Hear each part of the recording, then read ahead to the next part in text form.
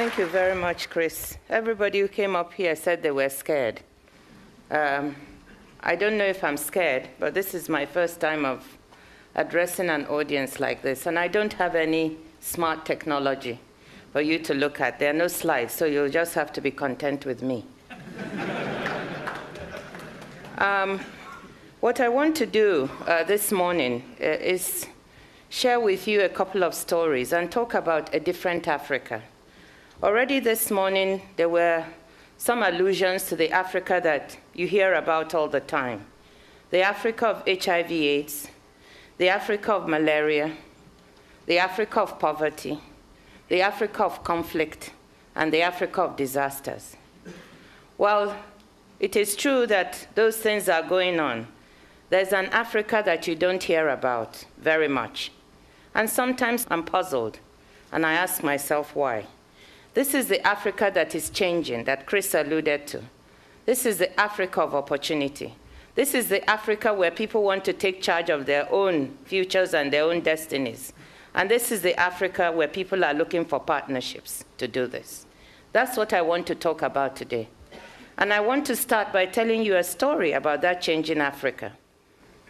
On 15th of September 2005, Mr. Depriya Alamesiega, a governor of one of the oil-rich states of Nigeria, was arrested by the London Metropolitan Police on a visit to London.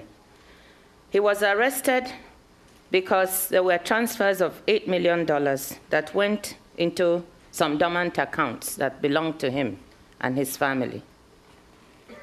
This arrest occurred because there was cooperation between the London Metropolitan Police and the Economic and Financial Crimes Commission of Nigeria, led by one of our most able and courageous people, Mr. Nuhu Ribadu. Alamesiega was arraigned in London. Due to some slip-ups, he managed to escape dressed as a woman and ran from London back to Nigeria, where, according to our constitution, those in office as governors, president, as in many countries, have immunity and cannot be prosecuted. But what happened? People were so outraged by this behavior that it was possible for his state legislature to impeach him and get him out of office. Today, Alams, as we call him for short, is in jail. This is a story about the fact that people in Africa are no longer willing to tolerate corruption from their leaders. This is a story about the fact that people want their resources managed properly for their good and not taken out to places where they'll benefit just a few of the elite.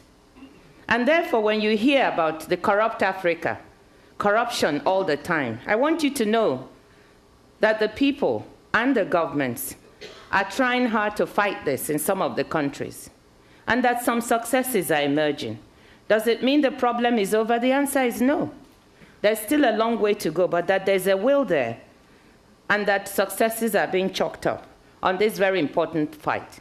So when you hear about corruption, don't just feel that nothing is being done about this, that you can't operate in any African country because of the overwhelming corruption.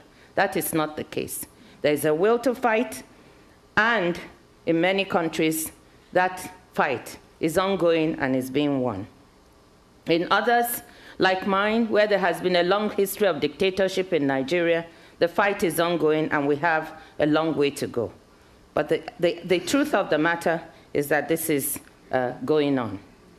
The results are showing. Independent monitoring by the World Bank and other organizations show that in many instances, the trend is downwards in terms of corruption, and governance is improving. A study by the Economic Commission for Africa showed a clear trend upwards in governance in 28 African countries. And let me say just one more thing before I leave this area of governance. That is that people talk about corruption, corruption. All the time when they talk about it, you immediately think about Africa. That's the image, African countries. But let me say this.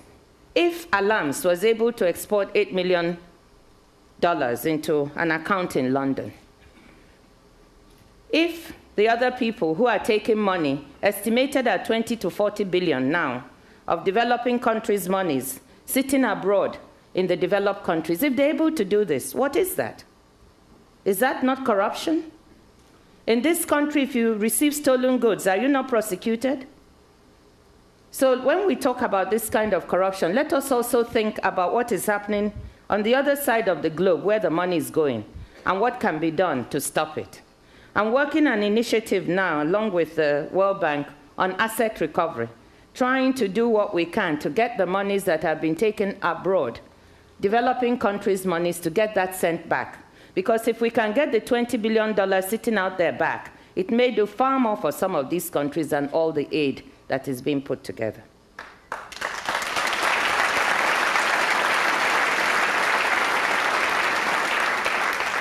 The second thing I want to talk about is the will for reform. Africans, they're tired. We are tired of being the subject of everybody's charity and care. We are grateful. But we know that we can take charge of our own destinies if we have the will to reform. And what is happening in many African countries now is a realization that no one can do it but us. We have to do it. We can invite partners who can support us, but we have to start. We have to reform our economies, change our leadership, become more democratic, be more open to change and to information. And this is what we started to do in one of the largest countries on the continent, Nigeria. In fact, if you're not in Nigeria, you're not in Africa. I want to tell you that. 1 in 4 sub-Saharan Africans is Nigerian. And it has 140 million dynamic people, chaotic people, but very interesting people. You'll never be bored. What we started to do was to realize that we had to take charge and reform ourselves. And with the support of a leader who was willing at the time to do the reforms, we put forward a comprehensive reform program which we developed ourselves, not the International Monetary Fund, not the World Bank, where I worked for 21 years and rose to be a vice president. No one can do it for you. You have to do it for yourself. We put together a program that would, one, get the state out of businesses it had no business being in. The state should not be in the business of producing goods and services because it's inefficient and incompetent. So we decided to privatize many of our enterprises.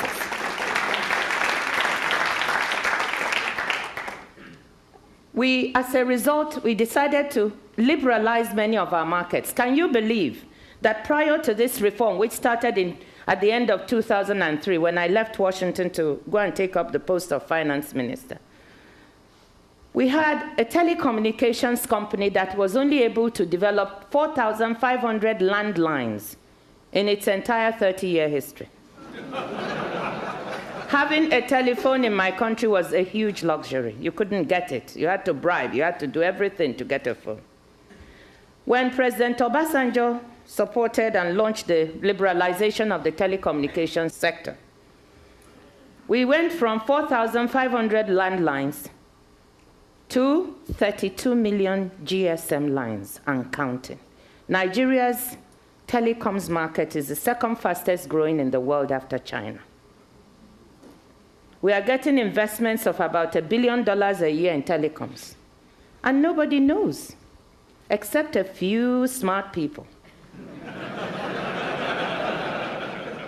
The smartest one, first to come in, was the MTN company of South Africa.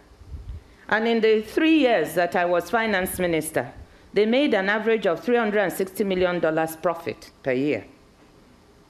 $360 million. In a market, in a country that is a poor country, with an average per capita income just under $500 per capita.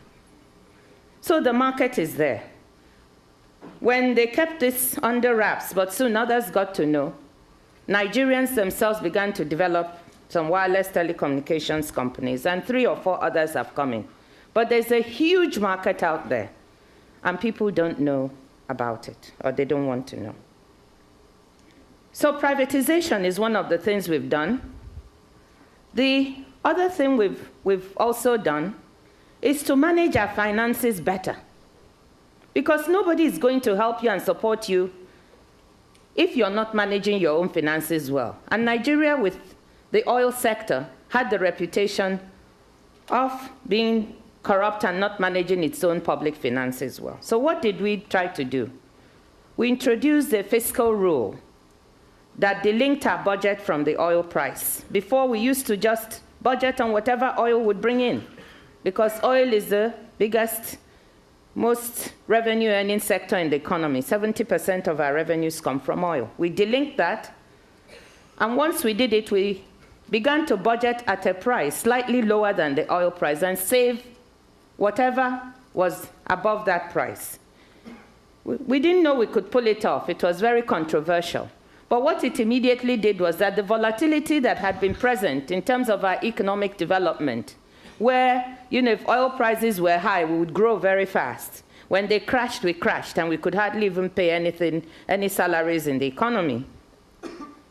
That smoothened out. We were able to save, just before I left, $27 billion. Whereas, and this went to our reserves. When I arrived in 2003, we had $7 billion in reserves. By the time I left, we had gone up to almost $30 billion. As we speak now, we have about $40 billion in reserves, due to proper management of our finances. And that shores up our economy, makes it stable. Our exchange rate that used to fluctuate all the time is now fairly stable and being managed so that business people have a predictability of prices in the economy. We brought inflation down from 28% to about 11%. And we had GDP grow from an average of 2.3% the previous decade to about 6.5% now. So all the changes and reforms we were able to make have shown up in results that are measurable in the economy. And what is more important, because we want to get away from oil and diversify, and there's so many opportunities in this one big country, as in many countries in Africa. What was remarkable is that much of this growth came not from the oil sector alone, but from non-oil. Agriculture grew at better than 8%. As telecom sector grew, housing and construction, and I could go on and on. And this is to illustrate to you that once you get the macroeconomy straightened out, the opportunities in various other sectors are enormous. We have opportunities in agriculture, like I said. We have opportunities in solid minerals. We have a lot of minerals that no one has even invested in or explored. And we realize that without the proper legislation to make that possible, that wouldn't happen. So we've now got a mining code that is comparable with some of the best in the world. We have opportunities in housing and real estate. There was nothing in a country of 140 million people. No shopping malls, as you know them here. This was an investment opportunity for someone that excited the imagination of people. And now we have a situation in which the businesses in this mall are doing 4 times the turnover that they had projected. So huge things in construction, real estate, mortgage markets, financial services. We had 89 banks, too many, not doing the real business. We consolidated them from 89 to 25 banks by requiring that they increase their capital, share capital. And it went from about $25 million to $115 million. These banks are now consolidated, and that strengthening of the banking system has attracted a lot of investment from outside. Barclays Bank of the UK is bringing in $500 million. Standard Chartered has brought in $140 million, and I can go on, dollars, on and on into the system.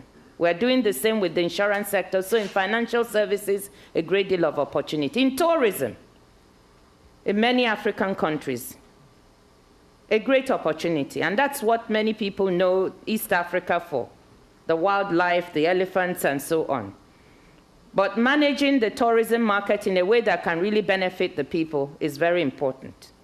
So what am I trying to say? I'm trying to tell you that there's a new wave on the continent, a new wave of openness and democratization in which, since 2000, more than 2/3 of African countries have had multi-party democratic elections. Not all of them have been perfect or will be, but the trend is very clear. I'm trying to tell you that since the past 3 years, the average rate of growth on the continent has moved from about 2.5% to about 5% per annum. This is better than the performance of many OECD countries. So it's clear that things are changing. Conflicts are down on the continent. From about 12 conflicts a decade ago, we're down to 3 or 4 conflicts, one of the most terrible, of course, of which is Darfur. And you know you have the neighborhood effect, where if something is going on in one part of the continent, it looks like the entire continent is affected.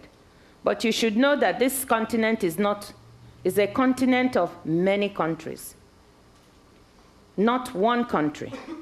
And if we're down to 3 or 4 conflicts, it means that there are plenty of opportunities to invest in stable, growing, exciting economies where there's plenty of opportunity. And I want to just make one point about this investment. The best way to help Africans today is to help them to stand on their own feet.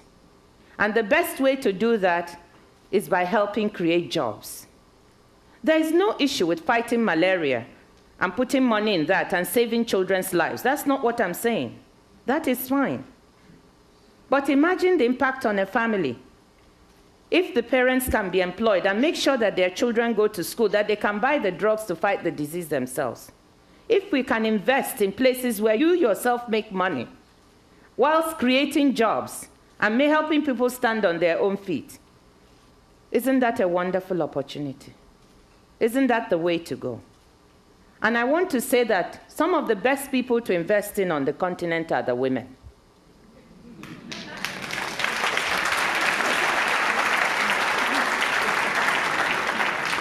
I have a CD here. I'm sorry that I didn't say anything on time. Otherwise, I would have liked you to have seen this. It says, Africa Opened for Business. And this is a video that has actually won an award as the best documentary of the year. Understand that the woman who made it is going to be in Tanzania, where they're having the session in June. But it shows you Africans, and particularly African women, who, against all odds, have developed businesses, some of them world-class. One of the women in this video, Nike Ogunlesi, making children's clothes, which she started as a hobby, and grew into a business, mixing African materials, such as we have, with materials from elsewhere. So she'll make a little pair of dungarees with corduroys with African material mixed in. Very creative designs.